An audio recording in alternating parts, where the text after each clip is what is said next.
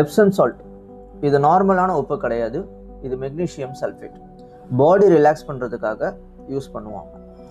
Warm வாட்டரில், ஒரு வெதுவெதுப்பான தண்ணியில் நம்மளால் எந்த அளவுக்கு அந்த சூடை தாங்க முடியுமோ அந்த அளவுக்கு ஒரு சூடான தண்ணியில் ஒரு 2 ஸ்பூன் எப்சம் சால்ட்டை ஆட் பண்ணிவிட்டு நம்மளுடைய காலை அதில் வந்து சோக் பண்ணோம், உள்ளே வச்சோம் அப்படின்னு சொன்னால், ஒரு பக்கெட்டில் தண்ணியை ஊற்றிட்டு நம்மளுடைய மசில்ஸ் ரிலாக்ஸ் ஆகும், உடம்பு ஃபுல்லாக இருக்கக்கூடிய மசில்ஸ் ரிலாக்ஸ் ஆகும், ஸ்ட்ரெஸ் குறையும், பாடி வந்து ரொம்ப லைட்டாக இருக்கிற மாதிரி ஒரு ஃபீல் கிடைக்கும்.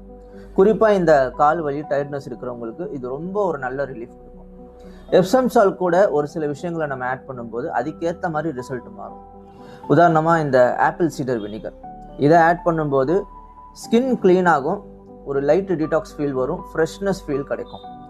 அதே பேக்கிங் சோடா ஆட் பண்ணோம் அப்படின்னு சொன்னால் ஹீட் எஃபெக்ட் கொஞ்சம் இன்க்ரீஸ் ஆகும், ஹீட் இன்க்ரீஸ் ஆகும், பிளட் சர்க்குலேஷன் ஆக்டிவ் ஆகும்.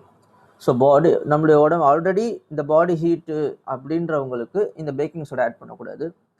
பாடி ஹீட்டு இருக்குது, ஆல்ரெடி பாடி ஹீட்டாக இருக்குது அப்படின்றவங்களுக்கு வேப்பிலை ஆட் பண்ணலாம், நீம் லீவ்ஸ். ஏன்னா இதை வந்து பாடியை வந்து கூல் பண்ணும், பேலன்ஸ் ஆகும்.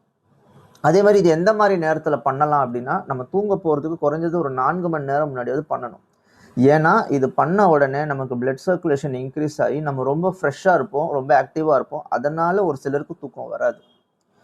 ஸோ அதனால் நம்ம தூங்க போகிறதுக்கு ஒரு 4 மணி நேரம் முன்னாடியாவது, ஒரு 6 மணிக்கு, 10 மணிக்கு தூங்க போகிறோன்னா ஒரு 6 மணிக்கு இதை பண்ணிடுறது நல்லது.